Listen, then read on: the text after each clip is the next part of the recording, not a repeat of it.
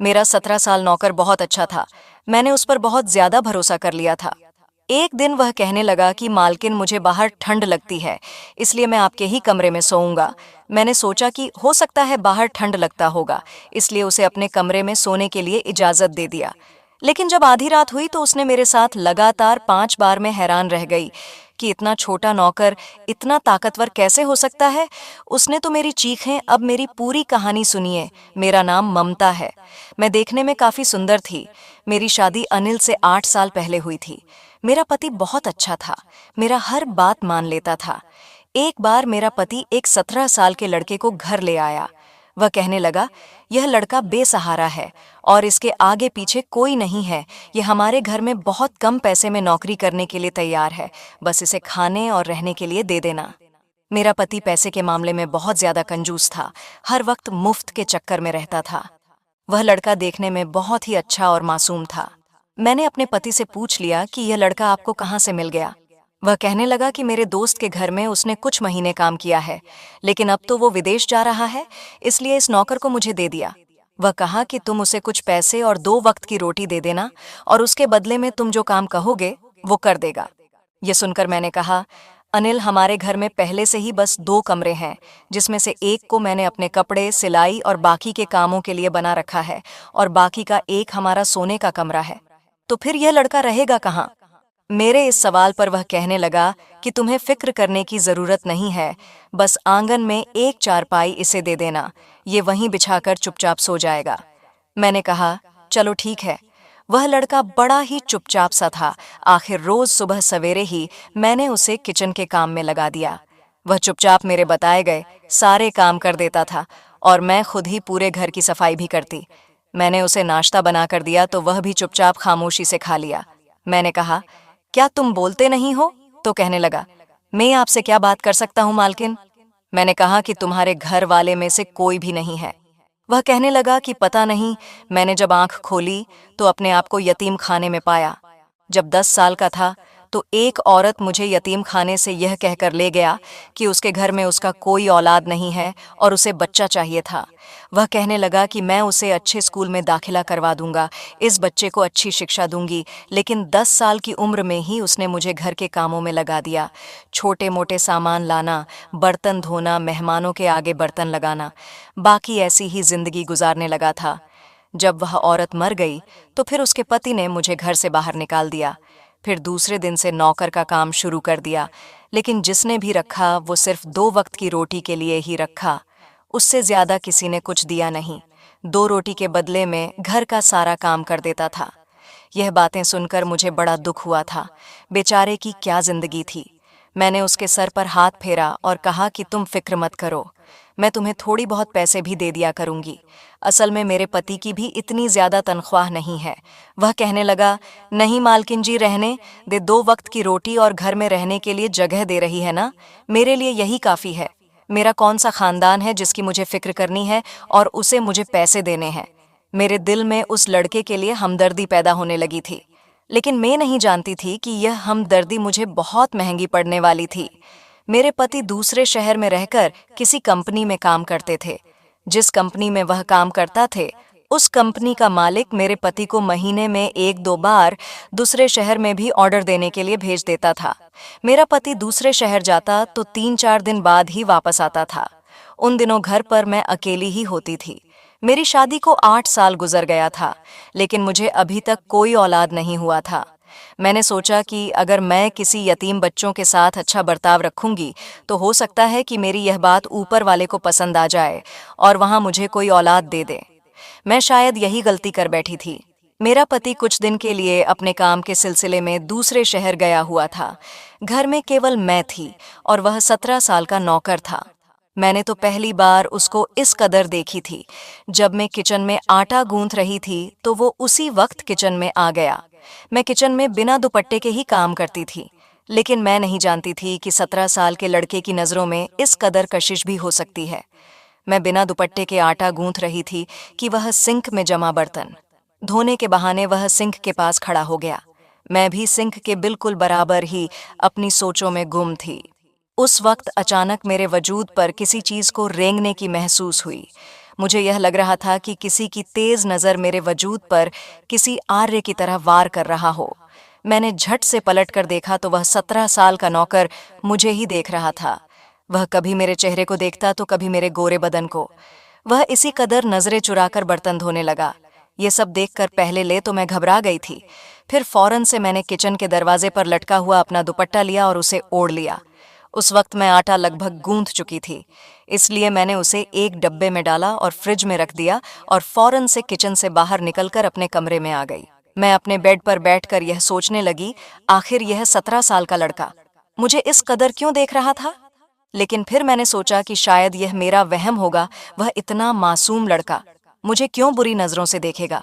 ईश्वर ने औरत की फितरत में यह बात सामने रखी है कि वह अपने ऊपर उठने वाली हर गलत निगाह को महसूस कर लेती है। मैंने भी ऐसा ही महसूस किया था, लेकिन एक 17 साल का लड़का सोचकर मैंने इस बात को नजरअंदाज कर दिया। मैं नहीं समझती थी कि इस उम्र का बच्चा ऐसी गिरी हुई हरकत भी कर सकता है। जिस तरह से उसने अपने मजबूरी के किस्से सुनाया था, मैं तो उससे हमदर्दी करने लगी थी। कुछ देर बाद मैं कमरे से बाहर निकल गई। मैंने देखा तो वह घर की सफाई कर रहा था। तभी मैं सोफे पर बैठ गई और उसे देखने लगी। देखने में मुझे उसमें कोई भी बुराई नजर नहीं आ रही थी। वह अपने काम से काम रखने वाला था। मैंने सोचा शायद मैंने उसके बारे में गलत अंदाजा लगाया है। उसके बाद रात का खाना खाने के बाद वह कहने लगा, मालकिन बाहर बहुत ठंडी हवा चल रही है, अगर आपको बुरा न लगे तो मैं कमरे में सो जाता हूँ। उसकी बात तो ठीक ही थी। शरद मौसम शुरू हो चुका था और हवा में बहुत ठंड थी। रात को आंगन में बहुत ठंड महसूस होती थी। मैंने कहा, तुम मेरे कमरे में कहाँ सोओगे? मेरा कमरा कोई फालतू का कमरा थोड़ी है। एक कमरा जिसे मैंने अपनी सिलाई के लिए महफूज रखा है, उसमें बहुत सामान बिखरा पड़ा हुआ है। कहीं सिलने वाले कपड़े हैं तो कहीं मशीन है, और वह कमरा भी बहुत छोटा है। मेरी चीज को तुम इधर उधर करके ले जाओगे और मैं फिर ढूंढते रहूंगी। वह कहने लगा कि आप बुरा ना माने तो मैं आपके कमरे में सो जाता हूँ। यह सुनकर मैं एकदम से चौंक गई। फिर वह कहने लगा, मालकिन मैं जमीन पर बिस्तर बिछाकर सो जाऊंगा, लेकिन बाहर मुझे बहुत ज्यादा ठंड लग रही है। मेरे पास सर्दियों के कपड़े भी नहीं हैं। मुझे उसकी बातें सुनकर उस पर दया आ गई। मैंने उसे अपने कमरे में सोने की इजाजत तो दे दी, लेकिन उस वक्त मैं उसके चेहरे पर अजीब सी खुशी के आसार देख रही थी, जैसे वह यह सुनकर बेतहाशा खुश हो गया हो। वह तुरंत ही अपना बिस्तर उठाया और मेरे कमरे में जमीन पर बिछाकर लेट गया। मुझे अंधेरे में सोने की आदत थी, इसीलिए मैं सोने से पहले कमरे का लाइट बंद कर दिया था। फिर मैं आहिस्ता आहिस्ता गहरी नींद में जाने लगी, और कब मैं गहरी नींद में सो गई पता ही नहीं चला। सुबह जब मेरी आंख खुली तो मेरा सर बहुत भारी सा लग रहा था। शायद जरूरत से ज्यादा सो गई थी। फिर मैंने घड़ी की तरफ देखा तो सुबह के 9 बज चुके थे। हालांकि मैं 9 बजे से पहले ही उठ जाती थी, लेकिन फिर भी मुझे यूं लग रहा था जैसे मैं बहुत सो चुकी हूं। मैं अभी उठकर बैठी ही थी कि मुझे वॉशरूम से पानी गिरने की आवाज सुनाई देने लगी। मैंने जब बेड के नीचे देखा तो लड़के का बिस्तर नहीं था, यानी कि वह उठ चुका था और फिर वह मेरे ही वॉशरूम में घुसा हुआ था। वह कितना तेज लड़का था, बिना मेरी इजाजत के मेरा वॉशरूम इस्तेमाल कर रहा था। मुझे यह बात अच्छी नहीं लगी कि वह मेरा वॉशरूम इस्तेमाल कर रहा है। मैंने सोचा कि जैसे ही वह बाहर आ जाएगा उसे कह दूंगी कि आइंदा से मेरे कमरे का वॉशरूम इस्तेमाल ना करें। जैसे ही वह वॉशरूम से बाहर आया तो मैंने देखा कि वह नहा कर निकला था। उस वक्त मुझे देखकर अजीब सी मुस्कुराहट उसके चेहरे पर झलक रही थी। मुझे उस वक्त एहसास हुआ कि मेरे तो बाल खुले हुए हैं और बिखरे भी पड़े हैं। हालांकि जब मैं सोई थी तो मैं अपने बालों को अच्छी तरह से बांध लिया था। बहरहाल मैंने फौरन से अपने बालों को लपेट कर जुड़ा बनाया। फिर जब मैं अपना दुपट्टा उठाने लगी तो बेड की चादर को देखकर मेरे होश उड़ गए, क्योंकि वह बुरी तरह से बिखरी हुई थी। हालांकि मैं तो बिस्तर के जिस कोने में सोती थी वहीं से उठती थी। मुझे कभी भी बेड पर फैलकर सोने की आदत नहीं थी, लेकिन बेड की चादर को देखकर ऐसा लग रहा था जैसे कोई सोकर सिर्फ नहीं उठा हो, बल्कि जो बात मेरे जहन में आई वह मेरे होश उड़ाने के लिए काफी थी। वह लड़का फौरन से अपना बिस्तर उठाकर कमरे से बाहर जाने लगा। तभी मैंने कहा, मेरी बात सुनो, मुझे अब तक उसका नाम भी पता नहीं था। वह कहने लगा कि जी मालकिन। मैंने कहा, रात को तुम कहाँ सोए थे? तो मेरे इस सवाल पर उसके चेहरे की रंगत उड़ गई। वह कहने लगा, मालकिन, मैं तो जमीन पर बिस्तर लगाकर सोया था। क्या हुआ, आप ऐसे क्यों पूछ रही हैं? मैंने कहा कि कुछ नहीं, तुम जाओ। वह जाने लगा तो मैंने फिर से उसे पुकारा। मैंने कहा, मेरी बात सुनो। वह पलटकर मुझे देखने लगा। मैंने कहा कि आइंदा मेरा वॉशरूम मुझसे बिना पूछे इस्तेमाल मत करना। वह कहने लगा, ठीक है, नहीं करूंगा। मैंने कहा, तुम्हारा नाम क्या है? वह कहने लगा कि आप जो भी रख लें वैसे सब मुझे मुन्ना कहते हैं। मैंने कहा कि तुम्हारा नाम किसने रखा है? वह कहने लगा, पता नहीं, यतीम खाने वालों ने ही मुन्ना रखा था, तब से सब यही नाम लेकर बुलाते हैं। इतना कहकर वह कमरे से चला गया। मैं बेड से उठी तो मेरी कमर में अजीब सा दर्द था। मेरी तबीयत में भी सुस्ती छाई हुई थी। मेरा दिल ही नहीं चाह रहा था कि मैं अपने बिस्तर से उठकर बाहर जाऊं। उसे चाय बनाना आता था, इसलिए मैंने कहा, मुन्ना। वह कहने लगा कि जी मालकिन। उसने फौरन से मेरे कमरे के दरवाजे पर दस्तक दिया। उस देखकर मैंने कहा कि मेरे लिए 1 कप चाय बना दो। पता नहीं आज मेरी तबीयत ठीक नहीं है। मेरे इस बात पर जब उसने मुझे देखा और कहने लगा, हाँ मालकिन, कभी कभार ऐसा हो जाता है ऐसे कामों में। यह कहकर वह बाहर चला गया। मैं सोचने लगी कि मैंने ऐसा कौन सा काम किया है जो उसने मुझे इस तरह से बोलकर चला गया। बहरहाल मैं कमरे से बाहर आई तो वह अपने काम में मशरूफ था। मैंने अपने मोबाइल से अपने पति को फोन किया। पहली बार मेरा दिल अपने पति के जाने पर बड़ा अजीब लग रहा था। मैंने कहा, अनिल, तुम कब वापस आओगे? वह कहने लगा, क्या हो गया ममता? अभी मुझे आए हुए वक्त ही कितना हुआ है।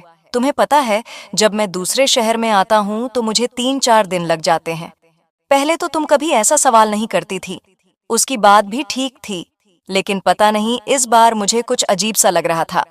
वह कहने लगा, फोन रख दो, मैं मीटिंग में व्यस्त हूँ, तुम्हें मैं रात को ही फोन करूंगा। मैंने कहा, ठीक है।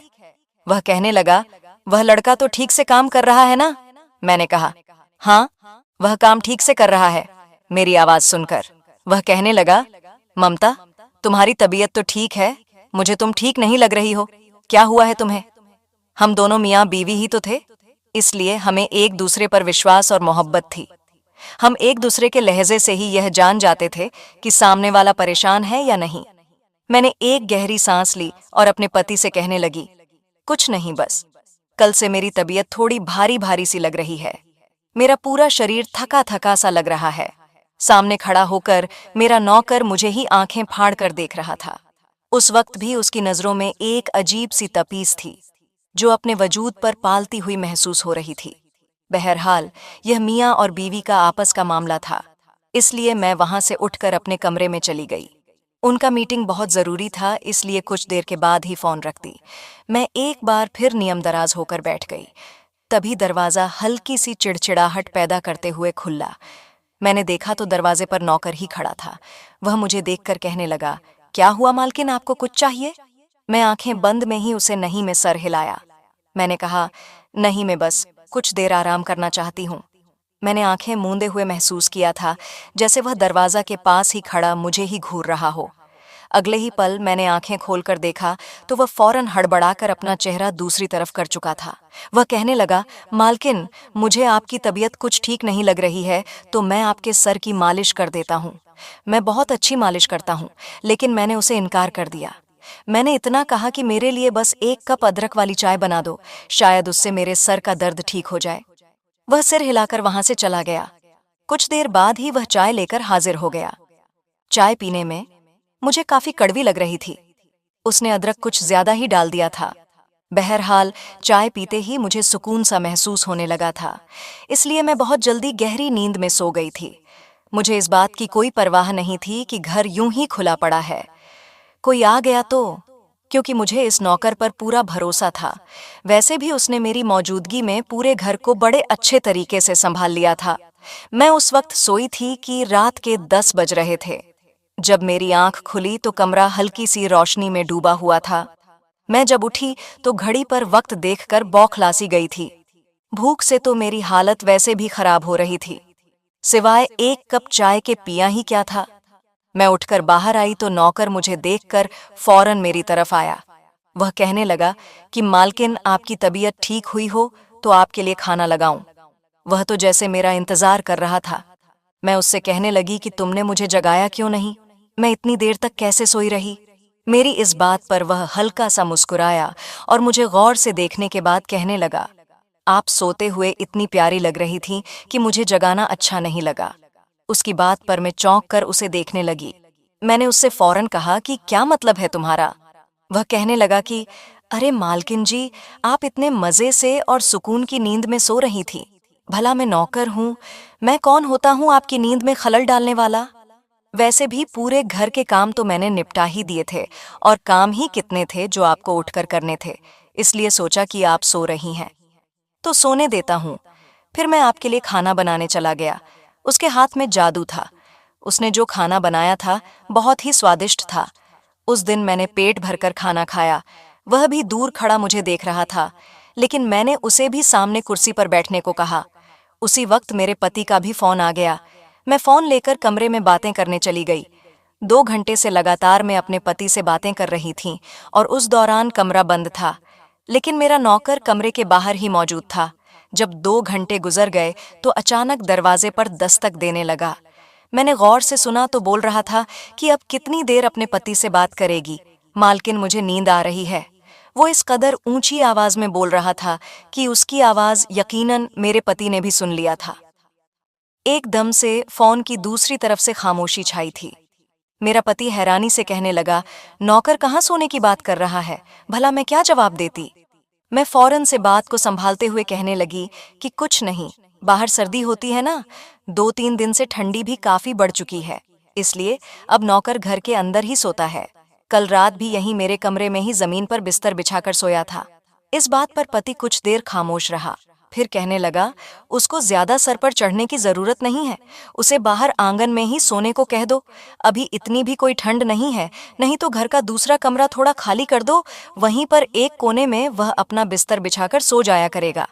पति की बात में बखूबी समझ चुकी थी, इसलिए पति से बात करने के बाद मैं बाहर आई और उसको साफ साफ कह दिया, तुम यहीं आंगन में ही कोने पर अपना बिस्तर बिछाकर सो जाओ, मैं तुम्हें अपने कमरे में नहीं रख सकती, मुझे परेशानी होती है। मेरी इस बात पर उसने गहरी सांस लेते हुए मुझे देखा। फिर वह कहने लगा, ठीक है, मैं तो आपको अपनी मालकिन समझता हूँ, लेकिन आपको तो मुझ पर विश्वास ही नहीं है। ऐसा कहते हुए उसकी आंखों में मोटे मोटे आंसू उभरने लगे। यह देखकर तो मैं शर्मिंदगी महसूस करने लगी थी। ये इतना मासूम सा लड़का, भला मैं इस पर शक कर भी कैसे सकती थी? फिर भी मेरे पति का हुक्म था, उसकी गैर मौजूदगी में मानना मुझ पर लाजिम था। मैंने कहा कि ऐसी कोई बात नहीं है, तुम यहीं आंगन में सो जाओ, और हाँ, सुबह उठकर नाश्ता बनाने की जरूरत नहीं है, मैं खुद बना लूंगी। इतना कहने के बाद मैं अपने कमरे में चली गई। हैरत की बात तो यह थी कि इतना सोने के बावजूद मुझे नींद आ रही थी। जब मैं अपने बिस्तर पर लाइट जला करके एक कहानी की किताब पढ़ने के लिए बैठी, तो एक बार फिर नींद मुझे अपने आगोश में लेने लगी थी। फिर मैं वहीं बैठे बैठे ही सो गई थी। रात का न जाने कौन सा पहर था। जब मेरी आंख खुली थी, मैं तो यही समझ रही थी कि मेरा पति मेरे पास मौजूद है, लेकिन जब आंख खोलकर मंजर देखा तो मेरे होश उड़ गए थे। अगले ही पल मेरे सारे होश ठिकाने आ चुके थे। मेरा पति तो घर पर मौजूद ही नहीं था, और जो मंजर मैंने देखा उसे देखने के बाद तो मैं हैरान हो चुकी थी, क्योंकि नौकर दबे दबे कदमों से अपनी शर्ट को उठाकर मेरे कमरे से बाहर जा रहा था। उसकी इस तरह के रवैये से मैं तो जितनी हैरान होती उतना ही कम था। उस वक्त जो कुछ मुझे समझ आ रहा था, उससे तो मेरे रोंगटे खड़े हो चुके थे। आखिर यह सब कुछ किया था। मुझे तो एक पल में उस नौकर से खौफ आने लगा था। मेरा वजूद एक बार फिर से दर्द में डूब चुका था। जो कुछ भी महसूस कर रही थी वह बिल्कुल भी अच्छा नहीं था। मैं उठकर फौरन बाथरूम में चली गई। ये सब देखने के बाद एक खौफ की लहर मेरे वजूद पर हावी हो चुकी है। उस वक्त मुझे ऐसा महसूस हो रहा था कि वह नौकर मेरे साथ गलत काम किया है। मैंने अपने कमरे को अंदर से बंद कर लिया। उसके बाद भी तो मैं सो नहीं पाई। मेरे जहन में बार बार एक ही सवाल आ रही थी, 17 साल का वह लड़का इतना सब कुछ कैसे कर सकता है, और मैं कैसे यह सब कुछ होने देती रही? उस वक्त मुझे होश क्यों नहीं आया था, ये सोचकर मैं पागल हो रही थी। जब सुबह हुई तो वह नौकर यूं ही आंगन में सो रहा था। मैं कमरे से बाहर निकली तो वह मुझे अजीब सी नजरों से घूर कर देखने लगा। मैं बगैर सबूत के उस पर इल्जाम भी नहीं लगाना चाहती थी, लेकिन मैं इसे मुकम्मल तौर पर नजरअंदाज करती हुई अब मैं अपने घर के काम खुद ही करने लगी थी। उस दौरान मैंने गौर किया था कि वह लड़का बस उम्र से ही छोटा है, जबकि तजुर्बा और नज़रों से वह कोई हैवान ही लग रहा था। आज जब मैं अपने कमरे में सोने के लिए गई तो मैंने उस लड़के को अपने कमरे में दाखिल तक होने नहीं दिया था। शायद वह मुझे कोई बेहोशी की दवा दे रहा था, जिसकी वजह से मुझे होश नहीं रहता था और जल्दी ही सो जाती थी। उस रोज मैं पूरी सावधान थी। कुछ देर बाद नौकर कमरे में आया। मुझे देखकर कहने लगा, मालकिन लाइए, अपना एयर फ्रेशनर दे, मैं कमरे में छिड़क देता हूँ। लेकिन कुछ सोचते हुए मैंने उसे मना कर दिया। कहने लगी कि मैं खुद स्प्रे कर लूंगी, तुम रहने दो। वह कुछ सोचते हुए उस वक्त वहां से चला गया। लेकिन उस रात मैंने कोई एयर फ्रेशनर भी नहीं लगाया था। मेरी आदत थी कि मैं कमरे में एयर फ्रेशनर स्प्रे करके के ही सोया करती थी। इत्तेफाक से आज रात मेरा पति भी आने वाला था। मैं अपने बिस्तर पर लेटी और सोने की नाटक करने लगी, जैसे मैं गहरी नींद में सो चुकी हूँ। कुछ देर बाद कमरे का दरवाजा खुला। धीरे धीरे वह कमरे में आया और मुझे आवाज देने लगा, मालकिन जाग रही है या सो रही है?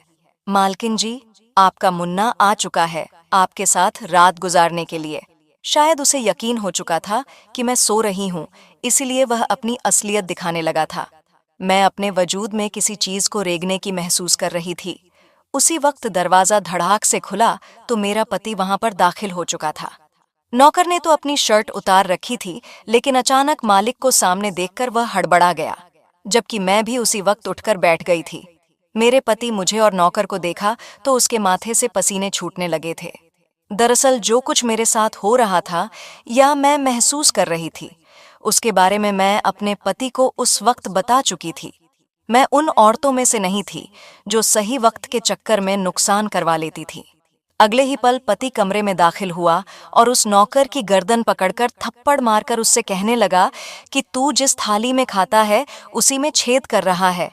मैं तो तुझ पर एहसान करके घर में लाया था, लेकिन यह घिनौनी हरकत तूने मेरे घर में ही शुरू कर दी। बता क्या था ये सब? पहले तो वह इस बात से इनकार करता रहा, लेकिन जब मेरे पति के भारी भरकम हाथ उसके वजूद पर पड़े तो वह रोने लगा। फिर उसने जो कुछ भी बताया उसे सुनकर हम सब बिल्कुल हैरान थे। वह कहने लगा कि यतीम खाने से जो औरत मुझे अपने साथ लेकर गई थी, उसने मुझे अपने घर का नौकर तो बनाया ही था, लेकिन उसके साथ साथ वह मुझसे अपनी ख्वाहिशों को पूरा करती थी। उस वक्त मैं सिर्फ 13 साल का था। जब उसने पहली बार मुझसे अपनी ख्वाहिश को पूरा किया था, वह हर दिन मुझे ताकत वाली चीजें लाकर खाने को देती और फिर मुझसे अपनी वह खुशी को पूरा करवाती जो वह चाहती थी। धीरे धीरे मैं भी इन सब में डूबता चला गया और यही वजह है कि मैं वक्त से पहले जवान हो गया। अब मुझे भी इन सब चीजों की आदत लग गई थी। मैं हर वक्त उसी के बारे में सोचते रहता। मेरा बचपन ही जब यतीम खाने में गुजरा था तो मैं अच्छा संस्कार कैसे सीख पाता। जब मैं उस औरत के साथ गया तो मुझे लगा कि वह मुझे अच्छी शिक्षा देगी, लेकिन उसने भी मुझे सिर्फ अपनी ख्वाहिशों के लिए इस्तेमाल किया। एक दिन उस औरत को दिल का दौरा पड़ा और वो इस दुनिया से चली गई। अब मैं फिर से यतीम हो चुका था, लेकिन उस औरत ने जो आदत मुझे लगा दिया था उससे मैं हमेशा बेचैन रहने लगा था। कुछ दिनों तक मैं यूं ही सड़कों पर भटकता रहा। जहां शाम होती थी वहीं सुबह भी होती थी। जब मैं आपके घर आया तो इतनी सुंदर मालकिन को देखकर मुझे अच्छा महसूस हुआ। फिर मैं इस मौके की तलाश में रहने लगा। एक दिन मैंने देखा कि रोज रात को मालकिन अपने कमरे में एयर फ्रेशनर लगाकर ही सोती है। तब मैंने उस एयर फ्रेशनर में एक ऐसी दवा मिला दिया करता जिससे वह कमरे में जाते ही सो जाती थी। जब वह गहरी नींद में सो जाती तो मैं उनके कमरे में आता था। तब तक वह खुशबू भी कम हो जाती थी। मुझ पर इस दवा का असर नहीं होता था। मालकिन के सोने के बाद मैं अपनी ख्वाहिशों को पूरा कर लिया करता था, जिससे मुझे बहुत सुकून मिलता था। मालकिन मुझे बहुत अच्छी लगती थी और मुझे उनकी आदत हो गई थी, इसलिए मैं हर दिन उनके साथ ऐसा करता था। इतना कहकर वह रोने लगा और मेरे पति से माफी मांगने लगा, जबकि मुझे उस पर बेनईताहा गुस्सा और अफसोस भी हो रहा था। मेरे पति ने उससे उसी वक्त घर से निकल जाने का कहा, लेकिन वह रोते हुए कहने लगा कि मैं आधी रात को कहाँ जाऊंगा, मुझे माफ कर दीजिए, मैं आइंदा ऐसी कोई हरकत कभी नहीं करूंगा। मगर उस जैसे लड़के को यहाँ पर रखना कोई अच्छी बात न थी। उस बच्चे को बिगाड़ने में और इस मुकाम तक पहुंचाने में सबसे पहला हाथ उसके उस मालकिन की थी जो उसे यतीम खाने से लेकर आई थी। यदि यतीम खाने वाले यह देख लेते कि यह बच्चा जिन हाथों में गया है वहां पर महफूज है भी या नहीं, अगर थोड़ी छानबीन कर ली जाती तो आज यह लड़का ऐसा न होता।